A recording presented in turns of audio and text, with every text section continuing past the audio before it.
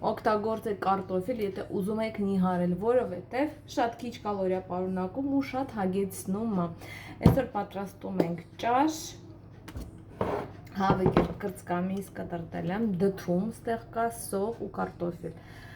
Ավելացրել եմ սվանցկար աղ, այսինքն համեմունքներ, եւ հեսա մի փոքր ձետ եմ ավելացնել եւ ուղարկում եմ ջրոց։ Այս առավելությունը սենց ճաշերին, որ ստեղ կա եւ աղցան, եւ գարնիր, եւ սպիտակուց միանգամից, էլ չես առանձին պատրաստում, զբաղված մարդու համար իդեալական լուծում։ Դդումը ոնց որ կարտոֆիլը, դա լավ ածխաջրերի աղբյուր է, համ համով է, համ հագեցնում է։ Դդումը շատ հարուստ է բջջանյութը, որը լավացնում է նաեւ աղիների աշխատանքը։ Այսօր պատրաստեք ամբողջ ընտանիքի համար, համեղ, օգտակար եւ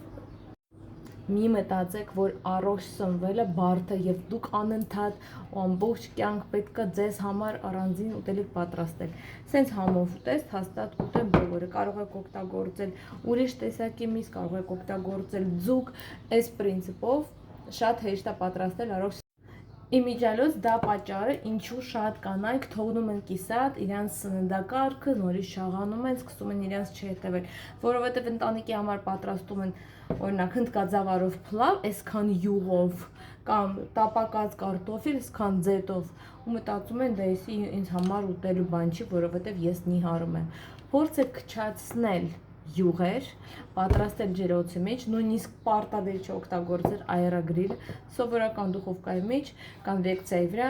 ռեժիմի վրա շատ լավ է ստացվում։ Սնվեք առողջ, հետևեք իմիջին եւ ստացեք ձեր լավ արդյունքներ։